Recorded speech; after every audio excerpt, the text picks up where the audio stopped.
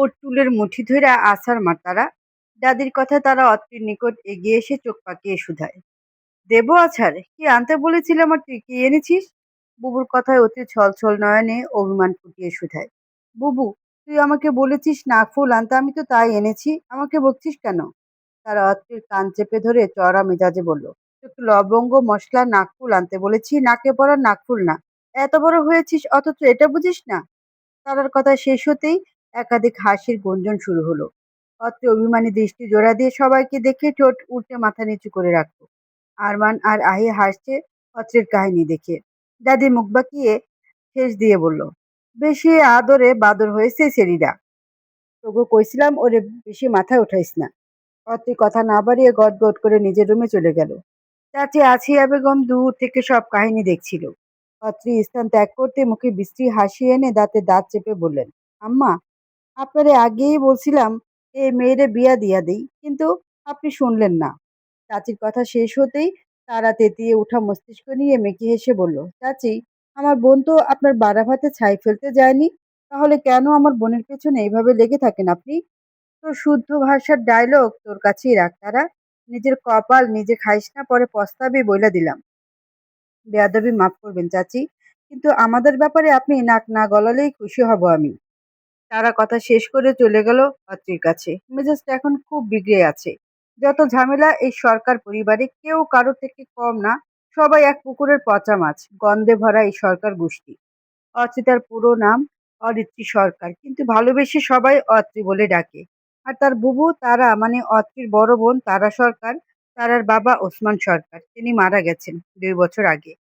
অত্রির মা ফাহিমা। বাইরে যার সাথে তারার কথা কাটাকাটি হলো তিনি হচ্ছেন ওসমানের ছোট ভাইয়ের বউ আসিয়া। অত্রির চাচার নাম বাবু সরকার। তার 2 সন্তান, বড় ছেলে আরমান এবং ছোট মেয়ে আহি। সরকার পরিবারে মোট 9 জন সদস্য। অত্রির দাদি, মা, বুবু, অত্রি, আরমান, আহি, চাচা আর চাচি। আসিয়ার স্বভাব খুবই উচ্ছৃঙ্খল। কথায় কথায় অত্রি আর ওর মাকে হেনস্থা করতে পিছুপা হয় না মহিলা। অত্রি তো বড় চাচির নাম রেখেছে কুটনি চাচি। এ নিয়েও বাড়িতে বিশাল ঝামেলা হয়েছে। ছোট চাচা অত্রিকে খুব ভালোবাসেন, তাই ওর দুষ্টুমিগুলো চোখে দেখেও না দেখার ভান করেন সব সময়। ওনার ছোট মেয়ে আহি অত্রি থেকে 3 বছরের ছোট। দুজনের মধ্যে সবসময় ঝগড়া লেগে থাকে, আবার একে অপরকে খুব ভালোবাসে। অত্রি এবার অনার্স 2য় বর্ষের ছাত্রী, আর তারা অনার্স ফাইনাল এক্সাম দিবে। দু বোনে স্টুডেন্ট পড়ার সময় করে যে টাকা হয় সেটা দিয়ে মা মেয়েদের দিব্যি ভালোই দিন চলে যায়। চাচাদের সাথে থাকলেও নিজেদের খরচ নিজেরাই চালায় ওরা। তাদের খাবার খাচ্ছে না, তাতেই যে বুলি ফুটে মুখ দিয়ে, আর যদি খেত তাহলে তো গলায় পাড়া দিয়ে খাবার বের করতো। চাচা অবশ্য খুব ভালো। তিনি অরিত্রীদের দায়িত্ব নিতে চেয়েছিলেন, কিন্তু ফাহিমা সাফ সাফ মানা করে দিয়েছিলেন। তিনি টুকটাক ঘরে বসেই সেলাই কাজ করেন, যা আয় হয় সেটাই অনেক। আজ সোমবার ভার্সিটি এসেছে অত্রি, সাথে আছে তার প্রাণপ্রিয় বান্ধবী তুষা। লেট হয়ে গেছে আজ ভার্সিটি আসতে। দুজন এক প্রকার দৌড়ে ক্লাসরুমের সামনে এসে দাঁড়িয়েছে, হাঁপাচ্ছে রীতিমতো। ক্লাসরুম থেকে রাগান্বিত গা ছমছমে গম্ভীর কণ্ঠস্বর ভেসে এলো, what do you think you are? আমার ক্লাসে লেট করে আসার সাহস কি করে হলো তোমার? ভয়ে কুঁকড়ে উঠল অত্রি। চিন্তাগ্রস্ত মুখখানায় হানা দিল এক অজানা ভয়। এই লোককে দেখলেই অত্রির ভীষণ রাগ হয়, শরীর জ্বলে। কেমিস্ট্রি ডিপার্টমেন্টের লেকচারার শিকদার সারহান নওয়াব। এই ভার্সিটি সারহানদেরই। দরকার ছাড়া মুখ থেকে একটা কথা বের হয় না এই বান্দার। কেউ যদি কিছু জিজ্ঞেস করে তবুও উত্তর দেওয়ার প্রয়োজন বোধ করে না। জীবনে এই লোক অত্রির সাথে ভালোভাবে কথা বলেনি। সে একটা লম্বা চওড়া সুদর্শন পুরুষ হলে কি হবে, তেমা গাছেই বেটার। অত্রির থেকে কোনরূপ আনসার না পেয়ে সারান খ্যাপা বাঘের মতো গর্জে উঠল। পুরো ক্লাসের স্টুডেন্ট ভয়ে থরথর করে কাঁপছে। আজ এমনিতেই সারানের মেজাজ প্রচুর খারাপ ছিল, তার মধ্যে অরিত্রের লেট করে আসায় মেজাজ আরো বিগড়ে গেছে। অত্রি ভয়ে তুষার হাত চেপে ধরে কোনো রকম ঠোঁট নাড়িয়ে বলল, স্যার, আসলে রাস্তার রিক্সা পাচ্ছিলাম না, তাই লেট হয়ে গেছে। আর এমন হবে না, promise sir. Next time late করলে আর কোনোদিন আমার ক্লাসে ঢুকবে না তুমি। অত্রি আর তুষার ক্লাসরুমে ঢুকে পেছনের দিকে ফাঁকা সিটে বসে পড়ল। অত্রি বুঝে উঠতে পারছে না সে একা লেট করেছে নাকি সাথে তো তুষাও ছিল। কই, ওকে তো একটা কিছুও বললো না, যা বলার সব অত্রিকে বলেছে। রাগে শরীর রিরি করছে। এই লোকের এত তেজ কই থেকে আসে আল্লাহ মালুম। মাঝে মধ্যে অত্রির মন চায় সারানে সে ভয়ঙ্কর চোখজোড়া কেটে মশলা ছাড়া ভাজি করতে। হাজারো ভাবনা চিন্তার মাঝে একে একে ক্লাস শেষ করলো অত্রি। বাড়ি ফেরার আগে 7 জনের একটা ব্যাচ পড়ে অত্রি। ক্লাস 6 থেকে 7 এর স্টুডেন্ট ওরা। তারপর বাড়ি ফিরে ফ্রেশ হয়ে খাওয়া দাওয়া করে আবার বের হয় পড়াতে। এভাবেই বেচারির দিন কাটছে কোনো রকম। আজও রুটিনের ব্যতিক্রম হলো না। বাড়ি ফেরার আগে ব্যাচ পড়িয়ে গিয়েছে সে। বাড়ি ফিরে ফ্রেশ হয়ে খেয়ে তারপর একটু রেস্ট নিয়ে আবার বের হয়েছে পাশের বাড়ি দুজনকে পড়াতে। চাচ্চু, পাপা আসে না কেন? ছোট সাদাতের কথায় রুদ্র ঠোঁট উল্টে নির্ভীক ভঙ্গিতে বলে, তোর পাপা নিশ্চিত তোর মা খুঁজতে গেছে, বুঝলি? ছোট সাদা চাচুর কথা বিশ্বাস করলো। রুদ্রর গলায় ঝুলে গালে একটা চুমু দিয়ে খিলখিল করে হেসে উঠল। সাদাত ঝকঝকে সুন্দর দাঁতগুলো বের করে বলল, চাচু, পাপা আমার জন্য মা নিয়ে আসবে? রুদ্র ওপর নিচে মাথা ঝাঁকিয়ে বলে, ইয়েস মাই বয়। এখন বল কি খাবি? তোর উদ্রানী চাচিকে গিয়ে বলবি বানিয়ে দিতে। সাদাত রুদ্রর দাড়িগুলো আলতো হাতে বুলিয়ে দিতে দিতে বলল, কিন্তু চাচু, রুদানি তো আমার ফুপি হয়, চাচি না। ছোট সাদাতের কথায় রুদ্র ভুজগল কুচকে শুধায়, আমি তোর কি হই চাচু? তাহলে আমার বউ তোর কি হবে? চাচি? তাহলে রুদ্রানি আমার বউ হলে তোর চাচি লাগে না? সাদাত দুদিকে মাথা নাড়িয়ে বলে, না তো, পাপা আমাকে বলেছে চাচি না ডাকতে। আমার ফুপি হয় লুদানি। এই আমার ছেলেকে কি শিখাচ্ছিস তুই? সারহান বাড়ির ভেতর ঢুকে সাদাতের নিকট এগিয়ে এসে শুধায়।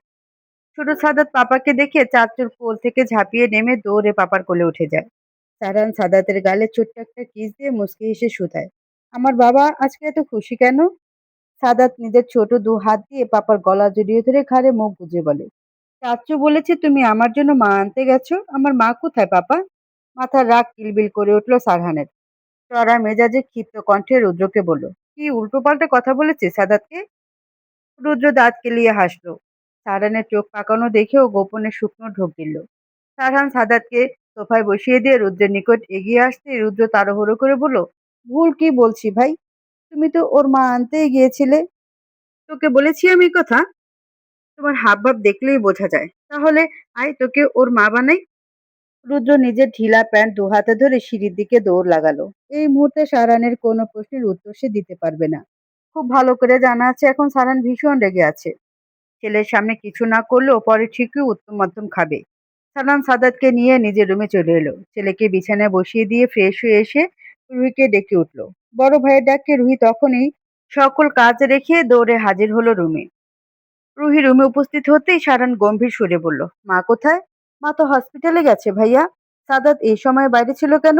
তোকে বলেছিলাম না ওকে এই সময়ে পড়তে বসাবি? রুহি ছোট সাদাতকে আরো চোখে একবার দেখলো। সাদাত গাল দুটো ফুলিয়ে পাপার ফাইল নিয়ে ঘাটাঘাটি করছে। রুহি দৃষ্টি সরে মিহি কণ্ঠে বলল, 3 বছরের বাচ্চাকে কি পড়াবো ভাইয়া? সাদাত পড়তে চায় না, শুধু দুষ্টুমি করে। পাপার কাছে নালিশ দিতে দেখে সাদাত চোখ ছোট ছোট করে ফুপিকে শাসিয়ে শুধায়, ফুপি তুমি তো আজকে আমাকে পড়াতে বসানি, তাহলে পাপাকে আমার নামে নালিশ দিচ্ছ কেন? সারান সরু চোখে বোনের মুখপানা দেখিয়ে তপ্ত নিঃশ্বাস ফেলে। সাদাতের কাছে এগিয়ে গিয়ে ছেলেকে কোলে তুলে নেয়। দরজা দিয়ে বের হতে হতে বলে, আমার জন্য কফি নিয়ে আয় রুহি। অত্রি পাশের বাসার স্টুডেন্ট পড়িয়ে বাজারের মোড়ে এসেছে দরকারে। বাসায় কাঁচা বাজার নেই, বাজার করে নিয়ে যেতে হবে। কাছে 500 টাকা আছে। আপাতত 300 টাকার বাজার করে 200 টাকা নিজের কাছে রাখবে এবং বাড়ি গিয়ে বুবু থেকে আরো 200 টাকা মেরে দিবে। অত্রি কিছু কাঁচা বাজার করে বাড়ির দিকে রওনা হচ্ছিল এমন সময় একটা বাচ্চা কান্না করতে করতে অত্রির সামনে এসে দাঁড়ালো। খুব ছোট বাচ্চা, মুখে বিদেশি একটা ভাব আছে, গায়ের রং দুধি আলতা, ঠোঁট দুটো গোলাপি, চোখগুলো একদম বিড়ালের মতো। এত সুন্দর বাচ্চা অত্রি এই জন্মে কখনো দেখেছে বলে মনে হচ্ছে না। কিন্তু বাচ্চাটার চেহারা যেন খুব পরিচিত কারোর সাথে মিল পাচ্ছে। কার সাথে বাচ্চাটার মিল ঠিক বুঝে উঠতে পারছে না। ভ্রু যুগল কুঁচকে আশেপাশে তাকিয়ে দেখলো কেউ নেই বাচ্চাটার সাথে। অত্রি হাতের ব্যাগ সাইডে রেখে উবু হয়ে বসলো বাচ্চার সম্মুখে। কান্নার কারণে বদনখানা লাল হয়ে গেছে। অত্রির মায়া লাগলো খুব। সাইড ব্যাগ থেকে টিস্যু বের করে বাচ্চাটার নাক মুছে দিল অত্রি।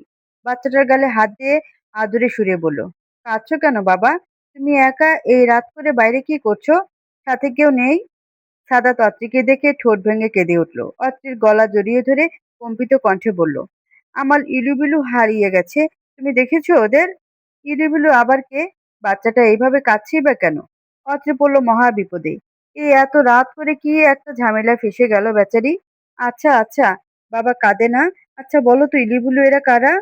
সাদাত অত্রির গলা ছেড়ে দিয়ে ড্যাব ড্যাব করে অত্রির মুখশ্রীর দিকে তাকিয়ে রইল। হঠাৎ করে বিড়াল ছানার মতো মিনমিন করে বলল, ইলুবিলু আমার বাচ্চা। অত্রি হতবম্ব ভ্যাবাচাকা খেয়ে পা পিট করে তাকিয়ে আছে ছোট সাদাতের দিকে। অত্রিকে এভাবে তাকিয়ে থাকতে দেখে সাদাতের চোখ জোড়া জলে চিকচিক করে উঠল। সে বুঝতে পেরেছে এই আন্টি তার ইলুবিলুকে দেখেনি। ঠোঁট উল্টে ফের কেঁদে উঠল সাদাত। রাত্রে সাদাতকে বুকের সাথে মিশিয়ে মাথায় হাত বুলিয়ে দিতে দিতে চিন্তিত কণ্ঠে শুধায়, না বাবা কাঁদে না। ইলুবিলু এরা কারা আমাকে বলো। সাদাত কান্না করছে, কথা বলতে পারছে না। অত্রির মায়া লাগলো খুব বাচ্চাটাকে দেখে। সাদাতকে কোলে তুলে নিয়ে উঠে দাঁড়ালো অত্রি। আশেপাশে তাকিয়ে দেখলো একটু, না কেউ তো বাচ্চাটার সাথে নেই। ঠোঁট কামড়ে কিছুক্ষণ দাঁড়িয়ে রইল অভাবেই। বাড়ি ফিরতে হবে, অলরেডি অনেক লেট হয়ে গেছে। এই ভাইয়ের বেটা এখানে কি করছিস? তোকে খুঁজতে খুঁজতে আমি পাগল হয়ে গেলাম। রুদ্র দৌড়ে এলো অরিজিতের নিকট। কাছে এসে অত্রিকে দেখি অবাক হয়ে বলল, অরিত্রি তুমি এখানে? অত্রি সালাম দিল ভার্সিটির বড় ভাইকে। তারপর চিন্তিত কণ্ঠে বলল, স্টুডেন্ট পড়ি একটু বাজারে এসেছিলাম ভাইয়া। আর এসেই দেখলাম এই বাচ্চাটা কোথা থেকে যেন দৌড়ে এলো আমার কাছে। ওর নাকি বাচ্চা হারিয়ে গেছে তাই কাছে। রুদ্র কপাল চাপড়ে সাদাতকে কোলে তুলে নিয়ে বলল, এই বিচ্ছু আমার বড় ভাইয়ের ছেলে। ভাগ্যিস তোমার সাথে দেখা হয়েছে, না হলে কি হতো আল্লাহ মালুম। অচে যেন প্রাণ ফিরে পেল, স্বস্তির নিঃশ্বাস ফেলে বলল, কিন্তু ওকে একা ছেড়েছেন কেন? আর ওর ইলুবিলুকে? ওর জন্য চকলেট কিনতে এসেছিলাম, দোকানের বাইরে দাঁড় করিয়েছি। আর অমনি ওর বিড়াল ছানাদের সাথে লাফালাফি শুরু করে দিয়েছে। ইলুবিলু ওর বিড়াল, দেখলাম বিড়াল দুটো দোকানের পাশে চুপটি করে বসে আছে, কিন্তু তাদের লিডার সেখানে নেই। ওখানে বিড়াল রেখে এখানে এসে কাঁদছে। অচির ঠোঁট টিপে হাসলো, বাচ্চাটার চেহারা দেখলে প্রাণ জুড়িয়ে যায়। মায়াবী মুখখানার দিকে কিছুক্ষণ তাকিয়ে রইল আত্মি। সাদাত চাচ্চুর কাঁধে মাথা রেখে ঘুমিয়ে গেছে এতক্ষণে। রুদ্র তাড়া দিয়ে বলল, তোমাকে অসংখ্য ধন্যবাদ অরিত্রী। এখন বাড়ি ফিরতে হবে, না হলে লেট হয়ে যাবে। সারান ছেলেকে আদর করে দিচ্ছে। পাপার বুকের উপর চুপটি করে শান্তিতে ঘুমাচ্ছে ছোট সাদাত। পাপার বুকখানা যেন তার শান্তির ঠিকানা। কেন যেন পাপার বুকে মাথা রাখতেই রাজ্যের ঘুম চোখে হানা দেয়। তখন বাড়ি ফিরে রুদ্রকে অনেক বকেছে সারহান। ছেলেটাকে বিগড়াচ্ছে সে। ছেলেকে খাইয়ে দিয়ে আবার ঘুম পাড়িয়ে দিয়েছে। শিকদার পরিবারের বড় ছেলে মাইনুল শিকদার, তার স্ত্রী স্বপ্না বেগম। মাইনুল শিকদারের দুই সন্তান, বড় ছেলে শিকদার শাহরান নওয়াব এবং একমাত্র মেয়ে রুহি শিকদার। ছেলের ঘরে ফুটফুটে একটা ছেলে আছে, তার নাম শিকদার সাদাত প্রহর। বড্ড বেশি আদরের ছোট সাদাত, সবাই ভীষণ ভালোবাসে তাকে। ছোট ছেলে অমর শিকদার, তার স্ত্রী জুথি বেগম, তার দুই ছেলে, বড় ছেলে রুদ্র শিকদার ও ছোট ছেলে আদাত শিকদার। দুজনেই জমজ, সব সময় একজন আরেকজনের পেছনে লেগে থাকে। রুদ্র ও আদাত নিজেদের ভার্সিটিতেই পড়ছে, অনার্স দ্বিতীয় বর্ষে। দুজন জমজ হলেও খুব সহজে চেনা যায় কে কোনটা। যেমন রুদ্র চুল ছোট করে কাটে সবসময়, অন্যদিকে আদাত ঘাড় ছুঁই ছুঁই করে চুল রাখে। রুহি এবার ইন্টার সেকেন্ড ইয়ারে উঠলো, মেয়েটা খুবই সহজ সরল। রাত বাড়ছে আস্তে আস্তে, বাড়ি ভর্তি মানুষ এখন। সারান আজ যেহেতু ভার্সিটি গিয়েছিল তাই আর অফিসে যাওয়া হয়নি। সপ্তাহে ৩ দিন সারান অফিসে থাকে, আজ যায়নি সে। বাবা আর কাকাই চলে এসেছে অফিস থেকে। এখন খাওয়া দাওয়ার ব্যবস্থা করা হচ্ছে। সারানের ইচ্ছে করছে না এখন নিচে গিয়ে তারপর খেতে। ছেলেটা পাপার বুকে লেপ্টে ঘুমাচ্ছে। মাইনুল শিকদার ডাকতে এলেন ছোট নাতিকে। শাহরানের রুমে এসে দেখলেন নাতি তার ঘুমে ভূত হয়ে আছে। শাহরান পাশে বসতে বলল বাবাকে। মাইনুল শিকদার পা টিপে টিপে কাছে এসে বসলেন। ছোট সাদাতের মাথায় আলতো হাত স্পর্শ করে বললেন, ছেলেটার তো এই সময় একজন মা দরকার। কি ভেবেছো তুমি? সারান শক্ত চোখে বাবার দিকে তাকালো। কণ্ঠে এক রাশ বিরক্তি মিশিয়ে শুধালো, আমার ছেলের কোনো মায়ের দরকার নেই বাবা। ওর পাপা আছে ওকে আগলে রাখার জন্য, যত্ন নেওয়ার জন্য। তুমি প্লিজ আমাকে এই ব্যাপারে আর একটাও কথা বলবে না। দীর্ঘশ্বাস ফেলেন মাইনুল। কথা এড়িয়ে গিয়ে বললেন, রাত হয়েছে অনেক, নিচে এসো, খাবে চলো। ভালো লাগছে না, পরে আমি খেয়ে নেবো, তুমি যাও। সাদাত খেয়ে ঘুমিয়েছে, চিন্তা করো না। অত্রি বাড়ি ফিরে ঠিক বুবুর থেকে 200 টাকা মেরে দিয়েছে। এটা আজকের নয়, বরং বহুদিন আগের স্বভাব। আগে যখন স্কুলে যেত তখন কত রকম মিথ্যা কথা বলে বুবুর থেকে টাকা নিত। সেই টাকা জমিয়ে কত কিছুই না কিনতো। তখন তো বাবাও বেঁচে ছিল। বাবার থেকে কখনো মিথ্যে বলে টাকা নিতে হয়নি। তিনি নিজে থেকে বেশি করে হাত খরচ দিতেন দুই মেয়েকে। কোথায় হারিয়ে গেল সেই দিনগুলো? বাবাও নেই, সেই মিষ্টি সময়গুলোও নেই। আছে শুধু হারানোর স্মৃতি আর বুকের হাহাকার। অনেক রাত হয়েছে, তারা মায়ের সাথে অন্য রুমে ঘুমাচ্ছে। অত্রির সাথে তারা ঘুমাতে পারে না। হাত পা তারার মুখের উপর দিয়ে তারপর ঘুমায় অত্রি। ঘুমানোর স্টাইলই খুব খারাপ, তাই তো বোনের সাথে না ঘুমিয়ে মায়ের সাথে ঘুমাতে হয়। সরকার বাড়ির সবাই ঘুমে আচ্ছন্ন। অত্রি পা টিপে টিপে রান্নাঘরে ঢুকতো। আপাতত পেটে কিছু দেওয়া দরকার, না হলে ঘুমের ঘোরেই না খেতে পেরে মারা যাবে সে। চুপচাপ কিছুক্ষণ ব্যয় করে আলু চিকন চিকন করে কেটে মশলা দিয়ে ভেজে ফেললো। তারপর 1 প্যাকেট নুডলস রান্না করে 2 বাটি হাত নিয়ে পা টিপে টিপে নিজের রুমে গিয়ে দরজা বন্ধ করে দিল। আহ, এখন শান্তি লাগছে। বিছানায় বসে বসে আরাম করে খেলো খাবারগুলো। প্রায় প্রতি রাতেই এই একই কাহিনী করে অত্রি। ফাহিমা যখন রান্নাঘরে যায় তখন দেখে এটা নেই ওটা নেই, এক রাতের মধ্যে সব উধাও হয়ে যায়। তারা খুব ভালো করে জানে এই কাজ অত্রি ছাড়া আর কেউ করে না। অত্রি মাঝে মধ্যে মাঝরাতে উঠে এমন কাণ্ড করে। এটা নতুন নয়। সাদাত সকাল সকাল দাদুর কোলের উপর বসে কান্না জুড়ে বসেছে। কিছুতেই সকালে খেতে চায় না সে। সারান ভার্সিটি যাওয়ার জন্য রেডি হয়ে নেমেছে। ছেলের নাকে কান্নার জন্য বিরক্ত হয়ে ভ্রু যুগল কুঁচকে ছোট সাদাতের কাহিনী দেখছে। অতিষ্ঠ রুদ্র বড় ভাইকে বলল, ভাইয়া তুমি খেয়ে যাও তো, ওকে আমি পরে খাইয়ে দিব, তুমি চিন্তা করো না। সারান দীর্ঘশ্বাস ফেলে সাদাতকে বলল, পাপা এখন চলে যাবে, দুষ্টুমি করবে না একদম, ঠিক আছে? ফুপিকে একদম জ্বালাবে না, আর দাদির কাছে থাকবে সব সময়, মনে থাকবে? অত্রি মেয়েটা যেমন চঞ্চল ঠিক তেমন বুঝদারও বটে। একটু মিষ্টি, একটু টক, আবার একটু ঝাল টাইপ তার চরিত্রটা। যে যেমন তার সাথে ঠিক তেমন ব্যবহার করে। আবার যদি কেউ তার সামনে অন্যায় কথা বলে বা তাকে নিয়ে সমালোচনা করে তাহলে আর সঠিক সময়ের অপেক্ষা করে না, তখনই ওই মানুষটার সামনে ফট করে উত্তর দিয়ে দেয়। ধৈর্য আছে অবশ্যই, তাই বলে অন্যায়কে প্রশ্রয় সে কখনোই দেয় না। বাবা শিখিয়েছেন যে অন্যায় করে আর যে অন্যায় সয় তারা দুজনেই সমান অপরাধী। তুমি অন্যায় নিজের চোখে দেখছো, তাহলে কেন প্রতিবাদ না করে সহ্য করবে? বাবার দেওয়া সকল শিক্ষা অত্রি অক্ষর অক্ষরে পালন করে। বাবা ছিল তার বেস্ট ফ্রেন্ড। আজ কতগুলো দিন ধরে বাবাকে দেখে না, আব্বু বলে ডাকে না। এই যে এখন সামনেই একটা মেয়ে তার বাবার কাছে কত কি আবদার করছে, আর ভদ্রলোক মেয়ের আবদারগুলো মন দিয়ে শুনছে। বুক ফেটে আসছে যন্ত্রণায়। তার কোনো বাবা নেই, কেন তাদের ছেড়ে চলে গেল বাবা? আজ অত্রি ভার্সিটি যায়নি। আহিকে নিয়ে একটু সকাল সকাল হাঁটতে বের হয়েছে। গরমের জন্য রাস্তার গাছপালাগুলো অতিষ্ঠ। সকাল হতে না হতেই কেমন ঠান্ডা করা রোদ উঠেছে। আহিকে নিয়ে মোড়ের সাইডে সে পুকুর পাড়ে আছে, সেখানে এসে একটা বেঞ্চে বসেছে অত্রি। তাদের সামনেই 11-12 বছর বয়সী একটা মেয়ে তার বাবার কাছে এটা লাগবে ওটা লাগবে বলে হাজার আবদারের মেলা বসিয়েছে। অথচ চোখ জোড়া জলে চিকচিক করে উঠলো, গাল বেয়ে বোধহয় দুফোঁটা জলও গড়িয়ে পড়লো। আজ আব্বুকে ভীষণ মিস করছে অত্রি। আজ যদি আব্বু থাকতো তাহলে হয়তো এ বাচ্চা মেয়েটার মতো সেও হাজার আবদার করতো, বাবা বলে ডাকতো। ঠোঁট কামড়ে অত্রির কাহিনী দেখছি। সে বুঝতে পেরেছে অত্রি কেন কাঁদছে, কিন্তু এখানে তার কিছুই করার নেই। মৃত মানুষের শূন্যতা কি করে পূরণ করবে সে? সে সাধ্য কি আর আহির আছে? দীর্ঘশ্বাস ফেললো আহি। আন্টি, তুমি কাঁদছো কেন? ছোট চিকন বাচ্চা কণ্ঠস্বর শুনে অত্রি ও আহি দুজনেই বা সাইডে তাকায়। অত্রি চোখের পানি মুছে অবাক হয়ে বলে, বাবা তুমি এখানে, তোমার চাচ্চু কোথায়? সাদাত নিজের ঝকঝকে সাদা দাঁতগুলো বের করে আঙ্গুল দিয়ে রুদ্রকে দেখালো পেছনে। একটা মেয়ের সাথে ঝগড়া করছে হয়তো। অত্রি কিছুক্ষণ তাকিয়ে থেকে ছোট সাদাতকে কোলে তুলে নিয়ে বলে, ওই মেয়েটাকে? আমার ফুপি। ও আচ্ছা।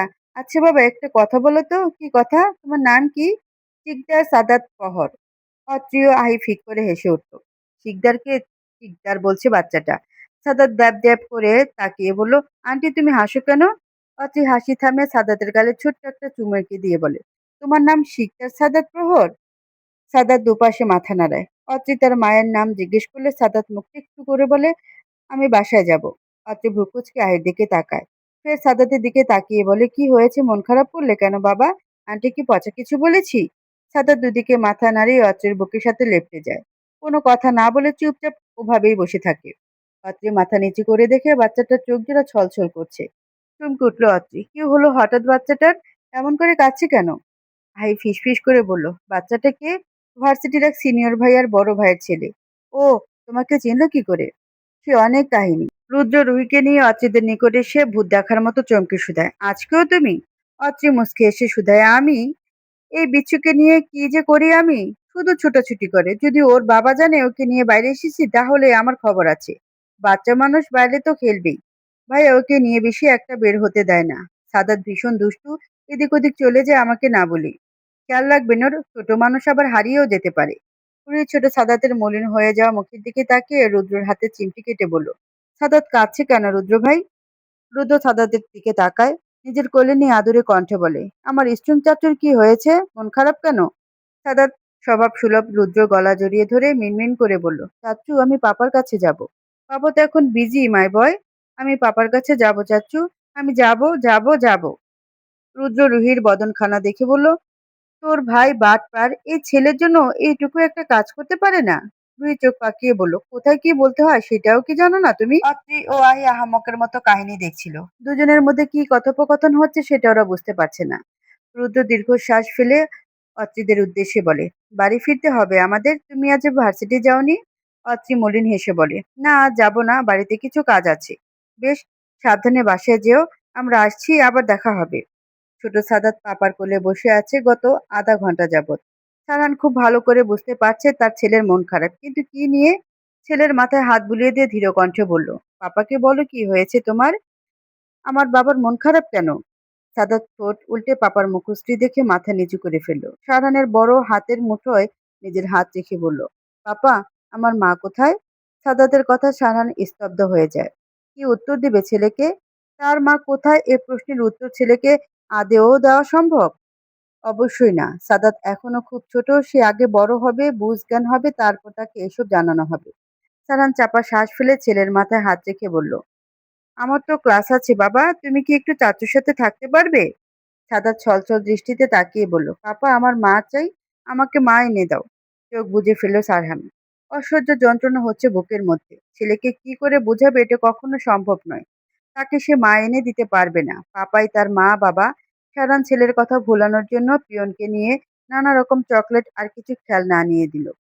ছেলের সামনে সব দিয়ে বলল, পাপা এখন বিজি আছে, এইসব তোমার কাউকে দেবে না কেমন। পাপা এখন যাই, চাচুর সাথে থাকো। সারান ছেলেকে কিছু বলতে না দিয়ে রুদ্রকে রেখে বেরিয়ে গেল রুম থেকে। ছোট ছেলেটা হুট করে মা মা শুরু করেছে। এই পরিস্থিতির মোকাবেলা কি করে করবে সারান তার জানা নেই। ছেলেটা তার পুরো পৃথিবী। যদি অন্য কিছু চাইতো নিজের সর্বোচ্চ দিয়ে হলেও সেটা এনে দিত, কিন্তু মা, এটা সে কখনোই পারবে না। অর্ধাঙ্গিনী তো বানিয়েছিল একজনকে, সেই অর্ধাঙ্গিনী দিন শেষে কি করলো? আবার বিয়ে করে ঠকতে চায় না সারান। ছেলেকে নিয়ে সারা জীবন পার করে দিতে পারবে সে। কোনো নারীর সঙ্গ দরকার নেই তার। সাদাত চাচুর কোলে বসে চিৎকার করে কাঁদছে। রুদ্র বুঝে উঠতে পারছে না, সকালে সব ঠিক ছিল, হুট করে ছেলেটা কেমন মায়ের আবদার করে বসে আছে। তখন থেকে মন খারাপ করে রেখেছে। পাপার কাছে মা চাইলো, কিন্তু পাপা কোনো উত্তর দিল না। চাচু শার্ট ভিজিয়ে ফেলেছে অলরেডি। রুদ্র কল করে ওর কিছু বন্ধুকে ডাকলো। ওর বন্ধুরা আসতেই সাদাতকে নিয়ে বেরিয়ে পড়লো সারহানের রুম থেকে। ক্যাম্পাসের মাঠে এসে সাদাতকে নিয়ে বেশ কিছুক্ষণ আড্ডা দিল রুদ্র। ওর সব বন্ধুরা সাদাতকে অনেক ভালোবাসে। এই যে চাচুর বন্ধুদের এত এত আদর পেয়ে ছোট বাচ্চাটা মায়ের কথা ভুলে গেল। চাচুদের সাথে সারাক্ষণ খিলখিল করে হাসলো। রুদ্র মাঝে মধ্যে সাদাতকে নিয়ে বের হয় বন্ধুদের সাথে। সাদাত খুব চাচু ভক্ত, তবে আদাতের কাছে খুব কম যায় সাদাত। কারণ আদাত সব সময় পাপার মতো গম্ভীর হয়ে থাকে। সাদাতকে রুদ্র চাচ্চুর মতো কোলে নিয়ে আদর করে না। বাড়ির কারোর সাথে তেমন একটা কথা বলে না। নিজেকে কেমন যেন সব কিছু থেকে বঞ্চিত করে রেখেছে। অত্রিরা বাড়ি ফেরার সাথে সাথে আসিয়ার চিৎকার চেঁচামেচি শুরু হয়েছে। কেন অত্রির সাথে বাইরে গিয়েছে, এটা নিয়ে মহিলার সমস্যা। ফাহিম অত্রিকে টেনে নিজের ঘরে নিয়ে গেলেন। মেয়েকে তো পারলে এখনই তিনি মেরে আলু ভর্তা করেন। কতবার মানা করেছে আহিকে নিয়ে যেন অত্রি বাইরে না যায়, কিন্তু এই মেয়ে কি আর আম্মুর কথা শুনে? অত্রি গাল ফুলিয়ে বলল, আম্মু প্লিজ তুমি এখন শুরু করো না। চাচি সবসময় এমন, জানোই তো। আহি আমার ছোট বোন, ওকে নিয়ে বের হয়েছি ওর ইচ্ছায়। ওর মা যা ইচ্ছা বলুক, তুমি কান দিও না। ফাহিমা কপাল চাপড়ে বললেন, ও আল্লাহ, আমি কই যাব এই মেয়েকে নিয়ে? এত অবাধ্য এই মেয়ে কেন হলো আল্লাহ? ওর জ্বালায় একদিন আমি সত্যিই মরে যাব। আম্মু থামো তো। চাচির সমস্যা হলে চাচি মরবে, তুমি কেন মরতে যাবে? ফাহিমা রাগ দেখিয়ে বলেন, অত্রি, তুই দিন দিন ভীষণ বেয়াদব হয়ে যাচ্ছিস, কি বাজে কথা এসব। তোমার মেয়ে ঠিকই বলেছে আম্মু, মরণ হলে চাচি আম্মা মরবে, তুমি কেন মরতে যাবে? তারা রুমে ঢুকতে ঢুকতে বলল। ফাহিমা চোখ পাকিয়ে বললেন, তুইও শুরু করলি? ভুল কি বলেছি মা? মহিলা সব সময় এমন করে দেখোই তো, তাহলে মাথা ঘামাচ্ছ কেন? তোর বোনকে বলে দে ও যেন আর কখনো আহিকে নিয়ে বাইরে না যায়। এত ঝামেলা আর আমার ভালো লাগে না। তোদের জেল একটু শান্তিতে থাকতে পারি না। বকবক করতে করতে রুম থেকে বেরিয়ে গেলেন ফাহিমা। অচিতপ্ত নিঃশ্বাস ফেলে বিছানায় ধপ করে শুয়ে পড়ে। তারা বোনের নিকট এগিয়ে এসে পাশে বসে শুধায়, শুধু শুধু কেন আহিকে নিয়ে বের হতে গেলি? বুবু, আহি কিন্তু মোটেও চাচির মতো না। মেয়েটা আমাকে অনেক বুঝে, বুঝলি। ওর মতো কাজিন আমি আর কই পাবো? চারটা ফুপির একটা ছেলে মেয়েও কি আমার সাথে এত ফ্রি? জীবনে তো ওদের দেখাই পেলাম না। আবার 2 দিন পর পর শুনি একজনের বিয়ে হয়েও বাচ্চাও হচ্ছে, অথচ আমরা কিছুই জানি না। চাচি কেমন জানিস তো। চাচি কি ভাবলো না ভাবলো, কি করলো না করলো, তাতে আমার কিছু যায় আসে না। পুটনি কি শুধু শুধু বলি, তুই বল। তারা অত্রির পাশে শুয়ে ওর কান চেপে ধরে বলে, এ নামে আর ডাকবি না তো অত্রি। চাচি এমনিতে সবসময় খেক খেক করে আম্মুর সাথে, আবার যদি শুনে তুই কুটনি কুটনি শুরু করেছিস তাহলে পুরো বাড়ি মাথায় তুলবে। ধুর বুবু, শর্ত তুই। ওনার গলা এত বড় কেন বলতো? একটা কথা নিচু সুরে বলতে পারে না নাকি? তারা কোনো কথা বলে না। অত্রি বা তারা কেউই আসিয়াকে পছন্দ করে না। মহিলার যেমন তেতো কথা, ঠিক তেমন বাঁশের মতো গলা। আস্তে কথাই বলতে জানে না। এই যে আজ তারাদের ছোট ফুপি আসবে, আর উনি ফাহিমার নামে আজে বাজে সব কথা বলে ফুপির কান ভাঙাবে। এসবের কোনো মানে হয়? বদনাম না করলে মহিলার পেটের ভাত হজম হয় না। তারা উঠে বসলো। অর্চকে উদ্দেশ্য করে বলল, আজ ভার্সিটি গেলি না কেন? অর্চে আজ ভার্সিটি যায়নি, সারানের ক্লাস আছে আজকেও তার জন্য। লোকটার চেহারাই দেখতে ইচ্ছা করে না অর্চির।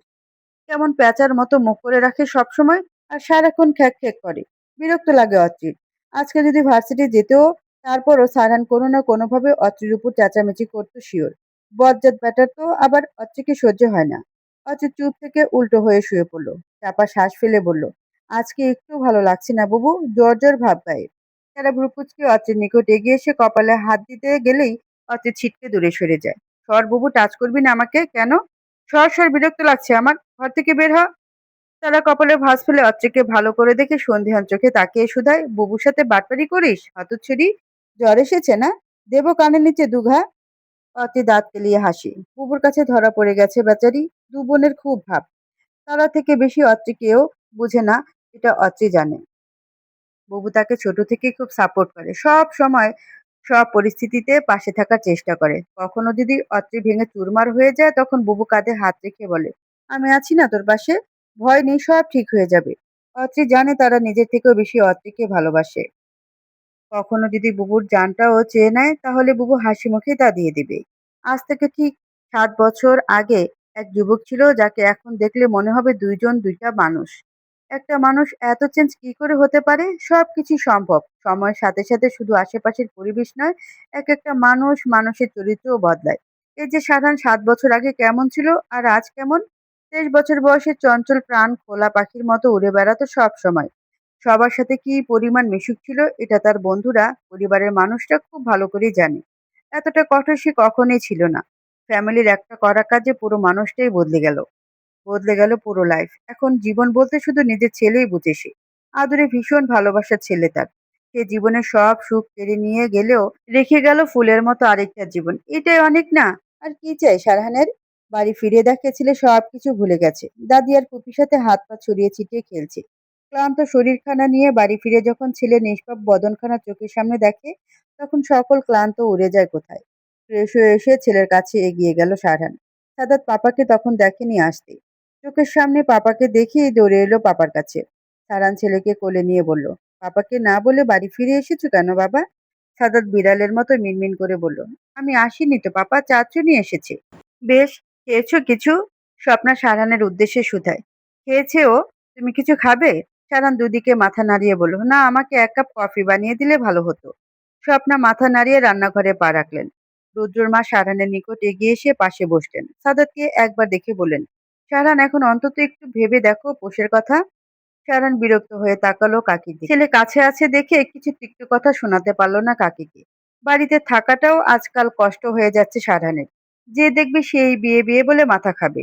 ছেলেকে নিয়ে সারান বের হয়েছে কিছু কেনাকাটা করছে। ছেলেকে নিয়ে মোটেও বের হওয়া হয় না সারহানের।